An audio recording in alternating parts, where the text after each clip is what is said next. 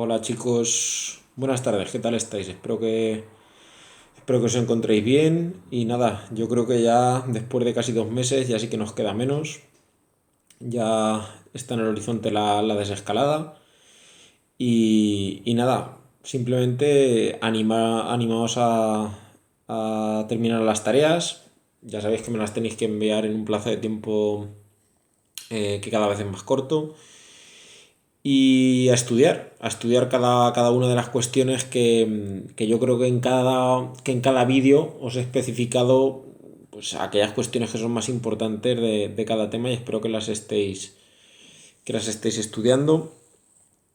Y bueno, hoy nos toca ver el tema 9. Lo vamos a ver de la manera más amena posible. No es un tema de los fáciles precisamente del temario, ¿vale? Quizá para algunos pueda resultar un poco árido, pero voy a tratar de articular en este vídeo un resumen muy claro, muy breve, muy conciso, ¿vale? Para que os quede claro.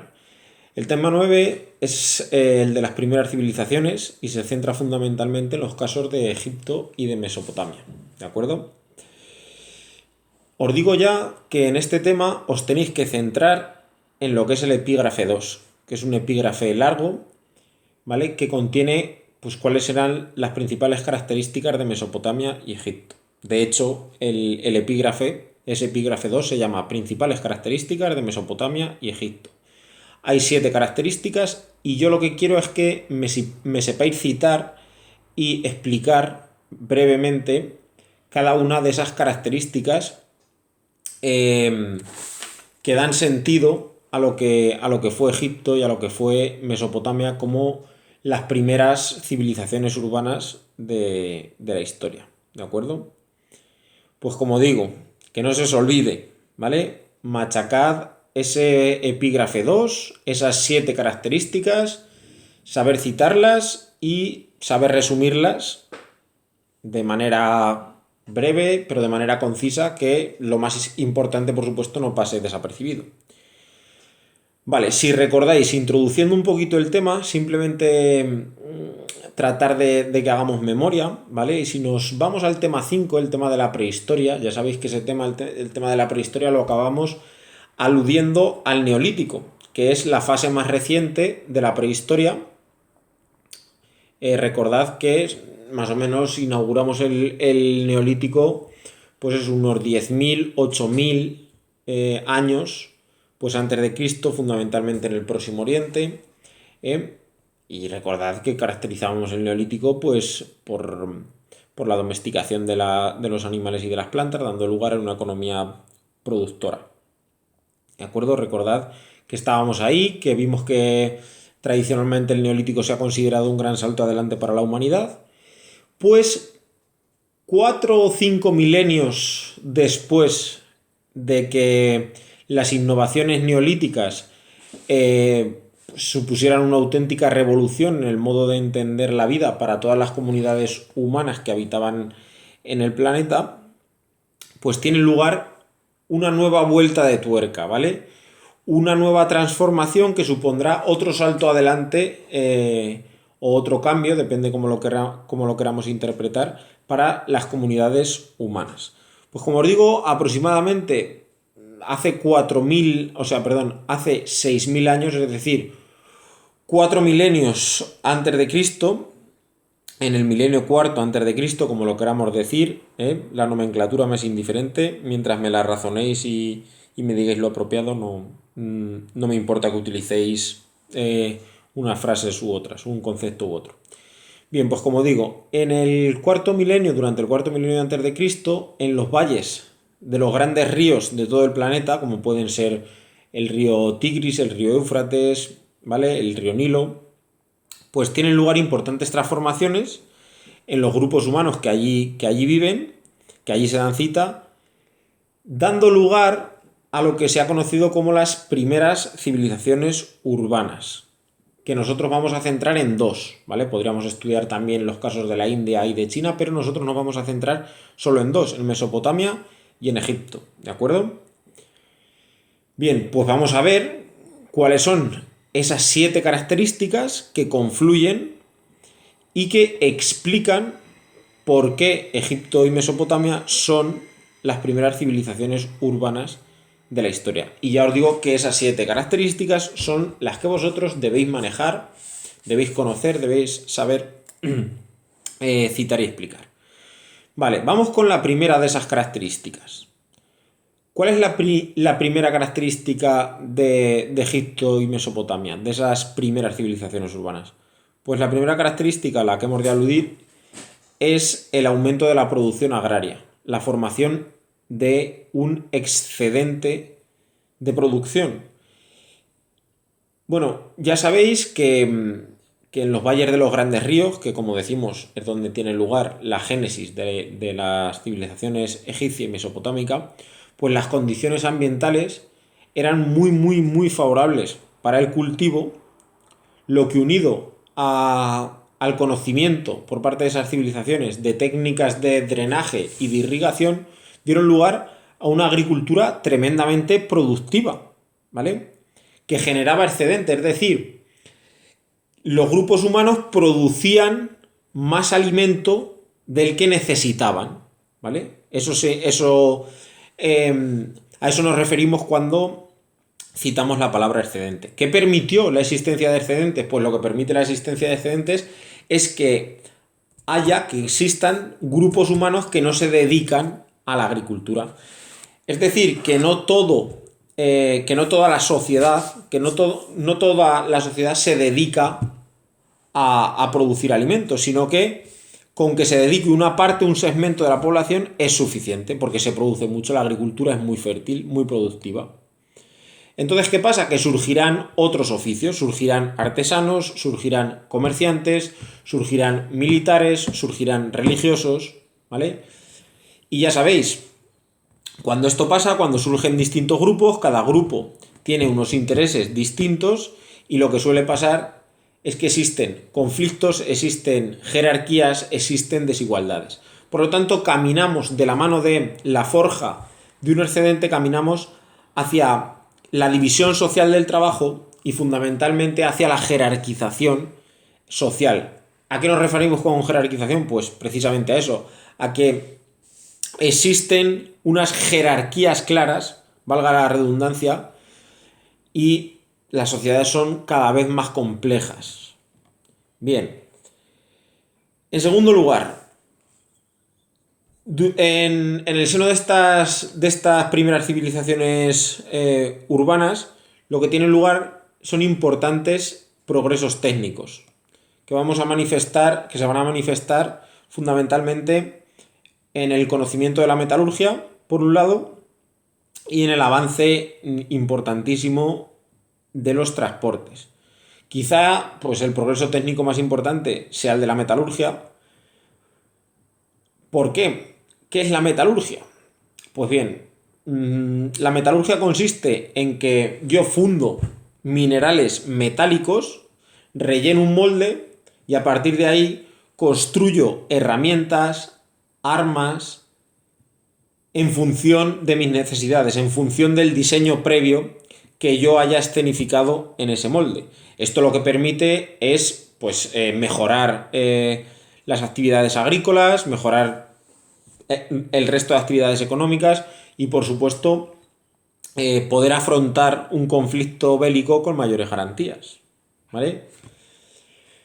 Como digo, la metalurgia es el principal avance técnico del momento, pero también, como he citado anteriormente, los transportes viven una revolución manifiesta que se hace evidente a partir de la invención de la rueda y de la navegación a vela. Fijaros si hubo que avanzar cientos de miles de años para que el ser humano inventara algo que a priori puede ser para nosotros tan sencillo como es una rueda. Fijaos lo que hubo que discurrir. Vale, pues esa sería la segunda característica, los importantes progresos técnicos que tienen lugar en el seno de estas primeras civilizaciones urbanas. ¿Cuál sería la tercera característica que hemos de saber citar y explicar, aunque sea brevemente? Pues los cambios económicos y sociales que tienen lugar. Esta tercera característica, si queréis, si os es más cómodo, pues la podéis integrar cuando hablamos de la formación de un excedente, porque al final los cambios económicos y sociales que tienen lugar en estas primeras civilizaciones urbanas tienen muchísimo que ver con esa formación del excedente, que da lugar pues al surgimiento de distintos oficios, de distintas profesiones y sobre todo a una progresiva complejidad y jerarquización social, ¿vale? Que es fundamentalmente lo que tenemos que citar. Así es que como queráis. Si os parece, me ponéis primero la característica número 1, luego la 2 y luego esta, los cambios económicos y sociales, o si queréis directamente cuando estéis hablando de la formación de un excedente, me citéis los cambios económicos y sociales, que de todas formas pues, lo vais a tener que citar y ya matéis dos pájaros de un tiro y yo creo que os puede resultar quizá más sencillo ponerlo a la vez. Como queráis, ya os digo, mientras coste, me da igual. Bueno, pues vamos a la que sería la cuarta característica. La cuarta característica, sin duda una de las más importantes y las que nos permiten identificar que estamos ante las primeras civilizaciones urbanas, es la aparición del Estado y de las primeras leyes escritas. ¿A qué nos referimos con la aparición del Estado? Pues con la aparición del Estado nos referimos a la aparición de una organización común a todos los habitantes de un territorio. Eso es lo que es un Estado, así explicado de manera muy sencilla, ¿no? Pues es una organización que es común a todos los habitantes de un territorio y que rige a toda la población que allí se encuentra, ¿no? ¿Cómo se manifiesta? ¿Cómo se manifiesta este Estado que, por supuesto, se encuentra dirigido por el rey en alianza con los sacerdotes más importantes, con los grandes propietarios, con los altos dignatarios militares? ¿Cómo se manifiesta la existencia de este Estado? Pues a través de un ejército, de una administración, ¿vale? Y sobre todo de unas leyes escritas que dan, digámoslo así, garantía jurídica a todos los habitantes del territorio. Hasta este momento las sociedades no habían sido tan complejas. Entonces, la ley, digámoslo así, que no estaba institucionalizada. Predominaba la tradición y se hacían las cosas según tradición. Pero ahora, en este momento, con esa progresiva complejidad social a la que aludimos, pues se hace necesario la existencia de un corpus legal mucho más amplio, mucho más específico, que digamos, trate de velar porque las disputas de los distintos miembros de la sociedad, pues se salden de la mejor manera posible, ¿no? Y creando un precedente y creando, pues eso, lo que os digo, una seguridad. Vale, simplemente resumir esto más o menos como os lo acabo de decir. Quizá este punto, el de la aparición del Estado y el de las primeras leyes escritas, sea el más complicadillo de explicar. Yo he tratado de transmitiros este punto de manera muy sencilla. No sé si ha quedado del todo claro. En todo caso, si no lo veis muy claro, por favor, mandadme un mensaje por el chat y nada, os trato de solucionar cualquier duda que os surja. Pero bueno, creo que lo he resumido de manera muy sencilla, ¿eh? Y nada, vamos a la quinta característica. La quinta característica esencial, si hablamos de que Mesopotamia y Egipto son las primeras civilizaciones urbanas, va a ser precisamente porque aparecen las ciudades. Y esa es la quinta característica, la aparición de grandes ciudades, organizadas en torno al templo y al palacio, que son los núcleos, los centros de poder. Y por supuesto las ciudades son el centro de las actividades comerciales y artesanales y, como hemos de imaginar, ejercen un dominio claro, un dominio evidente sobre el medio rural que las circunda. ¿De acuerdo? Bien, vamos a la sexta característica de las 7 que hemos contemplado. La sexta característica es el desarrollo cultural que tiene lugar en el seno de estas primeras civilizaciones urbanas. ¿Cómo se manifiesta, cómo se pone de relieve ese gran desarrollo cultural? Pues fundamentalmente a través de la aparición de la escritura, ¿no? Que es el hito por excelencia en este momento. La escritura en un principio aparece con fines puramente prácticos, ya sabéis.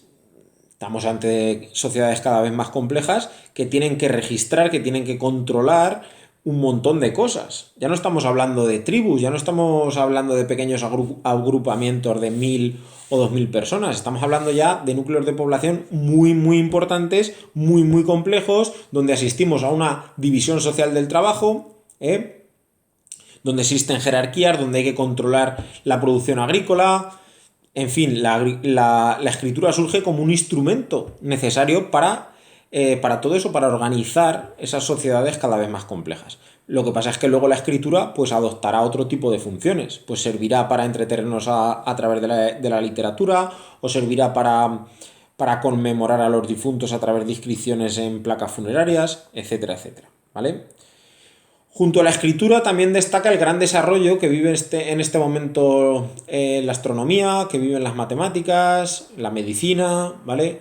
Es un desarrollo cultural evidente, es un desarrollo cultural, por tanto, manifiesto. Bueno, y nos vamos a la última de las características que debéis controlar, que debéis manejar. La religión. ¿Cómo es la religión en estas primeras civilizaciones urbanas? Pues es una religión politeísta, es decir, se cree en gran número de dioses, gran número de fuerzas divinas que están relacionadas normalmente con los fenómenos naturales. Y bueno, la religión, pues como ha sido a lo largo de la historia y como supongo que seguirá siendo, es un instrumento, y fue un instrumento en aquel momento para consolidar el poder, para explicar el poder de la élite dirigente, ¿de acuerdo? Bueno, yo creo que este sería, ya veis, 20, no llega ni a 20 minuticos el resumen que os hago de un tema, ¿vale? O sea, de lo que os tenéis que quedar en todo el tema. Más fácil no os lo puedo poner. Ya os digo, si tenéis alguna duda o lo que sea, por favor, poneos en contacto conmigo por el chat y la solucionamos. Mañana trataré de mandaros una hoja de ejercicios para que repaséis todas las cuestiones, para que no nos oxidemos. Y nada, simplemente haciendo un resumen muy muy breve. Tema 9, nos vamos al epígrafe 2, ¿vale? Principales características de Egipto y Mesopotamia. Sería ideal ya para los que quieran el 10 que me hagáis esa introducción a la que yo he hecho mención en el principio de la clase, pero si no directamente, pues con que me sepáis citar esas 7 características y explicarlas un poco brevemente, pues daríamos por controlado lo que hay que manejar en este tema, ¿vale? Muy sencillo. No lo repito más porque ya me arriesgo a sonar muy, muy, muy pesado. Por lo tanto, insisto, ajustaos a lo que en estos vídeos digo que os tenéis que estudiar. Del tema 6, estudiad esto, esto y esto. El tema 7, esto, esto, esto. Tema 9, esto, esto y esto. Cuando lleguemos al 10, la semana que viene, lo mismo, ¿vale? Para hacerlo mucho más llevadero. Sé que no estamos en clase, es más difícil que se nos queden las cosas, es más difícil de comprender.